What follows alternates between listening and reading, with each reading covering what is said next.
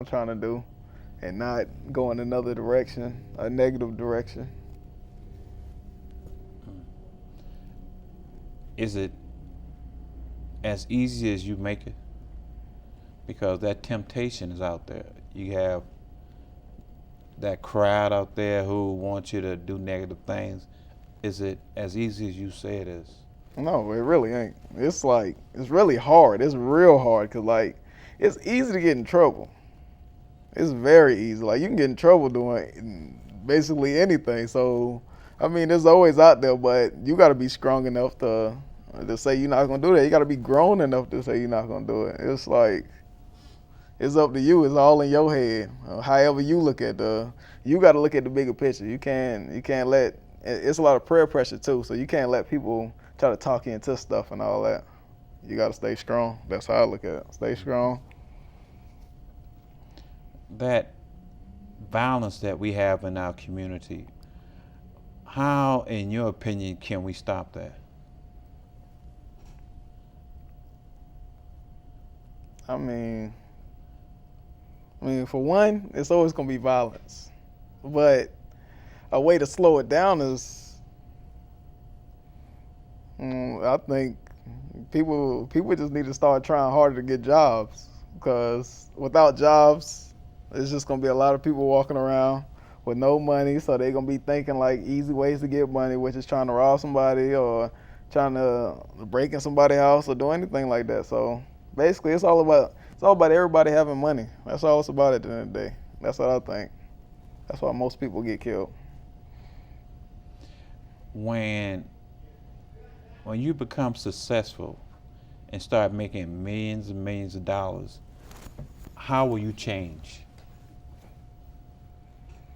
I mean, I would change as in the sense of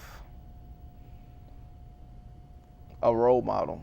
Like, I would be more of a role model and show like people that's younger than me or people even older than me. Cause you can be a role model to people that's older than you. You can still be their role model. So I mean, I will basically like show them that you ain't gotta do bad stuff to be where you want to be at in life and all that. I basically show them the right ways to do things, like having money, and try to help them out if I can.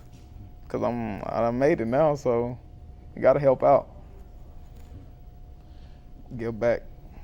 Do you think it will be how as easy as it is right now when you become that platinum recording artist, that individual similar to the Lil Wayne and the Jay-Z's and all that, you know what I'm saying? How do you look at them and you see some of the things that you like and some of the things you don't like?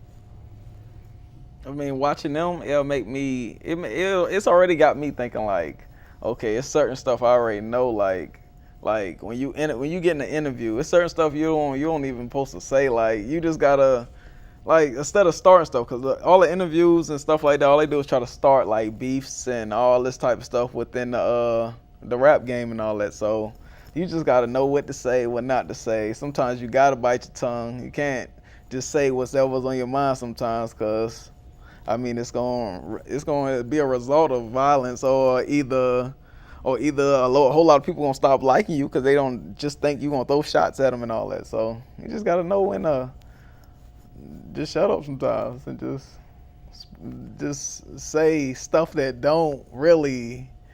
not really gonna start nothing. As I'll say that that's not gonna start nothing. Just know what to say. But how do you do that? I mean, because some people take things a different way than some people say. Sometimes we say something that we didn't intend to be and come out that way. Yeah, I mean that makes sense right there, yeah. But I mean, see, that's why you don't. And it's people they'll ask you questions, and it'll be like a setup question though. So it'll be like a question that you shouldn't even answer in the first place. Don't even answer it because it's basically a setup question. So you just gotta know. You gotta know really. If you don't know, you're just gonna be in that situation. And a lot of people will try to get you in that situation, especially when you're famous, because they want to see that. They want to see people beefing with each other in the rap game, because they think that's how it's supposed to be. Everybody don't supposed to be cool with each other and be friends. one of the most famous hip hop artists, Jay-Z, he has went on to, he's part owner of the, I think, New Jersey Brooklyn Nets, or he also has a lot of other different business areas. Why is that so important to keep on doing things like that? Cause it's basically like, okay, he made his money in rapping, so I feel like, so I'm thinking like what he was thinking, like, okay, I gotta invest. You gotta invest your money, and you gotta try to put it in all type of other stuff, like how he doing. Like basically, that's like a hustler's mentality, cause you putting your money into everything else, for you can try to basically flip your money. Like it's not really like I could kind of say the rap game is kind of like the street game, because in the same sense, you probably not doing bad stuff like selling drugs and all that, like how you do in the streets, but with the rapping or whatever, all you doing is you do all type of stuff to try to make your sales on your records. You do publicity stunts, all that, just to try to get sales. You do this, do that. So it's all about, at the end of the day, it's all about trying to basically trying to flip your money, and not go broke. So we have some very smart drug dealers out there, businessmen, potential businessmen, that can do some very successful thing if they turn that negative action into positive. Exactly. And Jay-Z is a part, And he's one of them. It's a lot, but it's a lot of them in that rap.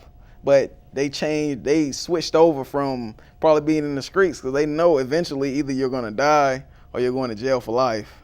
So they like, why not go into rapping where I could talk about what I did, talk about this and that, and not have to be worried about going to jail today or dying today or this happening. So that's smart. That's smart to take a skill from the streets and use it to something else, to your advantage, basically. What do you ultimately want to do in life? Oh, for one, I want to be a successful rapper / entrepreneur, because I want to do, after I make it with the rapping, I want to do everything else, like a lot of different stuff. I'm basically gonna be a businessman. It's gonna be businessman / rapper. So basically in the same field, kind of like Diddy and Jay-Z and Dr. Dre. Those are some of the most successful business owners in here. I think Dr. Dre just made a billionaire. $3 billion. You know, and he started off just like a lot of the individuals, just like yourself. And he kept on putting in that hard work, and that's what it takes. It takes hard work. It takes being disciplined. You know, how do you feel about what you're doing in your work? I feel like I like where I'm going at, like, so where it's going, like with the rapping, but I feel like I can do more, for the simple fact that I know I probably could like do a lot more with my own studio. Like going to other people's studio, it's like certain people will probably be like, they'll be showing favoritism, and some people, they might have people listening to your music you will never know, so they probably taking your style or taking something you said, or they'll overcharge you always paying to go to the studio. And I feel like paying to go to the studio all the time, it's like, that's really not that's helping you out a little bit, but it really ain't, because you can't really do what you really want to do. It's because like you on a time limit, so you're getting rushed. So I feel having your own studio make my everything about my rapping go up, basically. So that's one of your objectives. Yep. Get in the studio first. What's your next objective? And then that's when I gotta get down to work. After I get my studio, it's just basically get down to work and do music. Just keep dropping music, cause I feel like I got plenty of songs that can be hits, that can be on the radio and all that. It's all about, you gotta have you basically gotta have radio versions, and that's what's gonna get you in there. And it's all about knowing people, networking. You said radio version. What do you mean by that? A radio version, like basically you can't have no, radio's not gonna play no songs with the N-word on it and songs that got, you know, curse word, negative. It's not gonna play none of that. Anything that's saying like it's basically anything negative, they don't play that. So you gotta basically either bleep out the words or do anything that's gonna basically have a radio play it, basically. So no profanity. So how do you discipline yourself to sing songs whereas you don't have to use that profanity or the N-word? I mean, how do you discipline yourself? Well, what a lot of rappers do now is they'll make up a word. There'd probably be a common word. It wouldn't be a common word to somebody. It would probably be a word that's already out or something, but they'll make up a word and then they'll probably replace it. Instead of saying the N-word or something like that, they probably say that word. So you probably still know what they mean, but they not saying the negative word. So they basically just replace the word with something else. That's it. But that can kind of mean the same thing though. So that's all they do. So do you have any upcoming performance that you're going to be doing? Or is it really, you know, that's a real time? I mean, my next performance, I'm trying to have my next performance in August before the summer's over, basically. Well, not really before the summer's over, because the summer's over like in, September? August, September. Yeah, so probably be like about mid-August when I have my next performance, because I want to have nothing but new material to perform. Is it easy out there to get into these venues? Or does it take a lot of hard work and getting out there and networking and promoting yourself?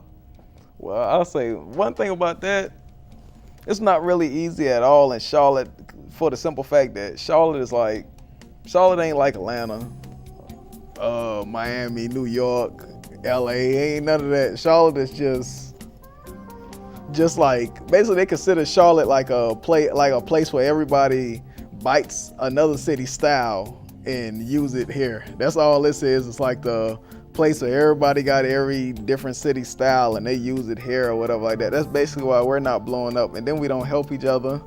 We don't do nothing to help each other. Everybody is like going against each other and trying to be the first one to leave and do this. Ain't nobody trying to help each other out. So I think Carolinas is one of the hardest places to try to make it if you're a rapper. Or anything with music seems like, because they don't really help you out. That's how I feel about the situation. Ain't really too much networking.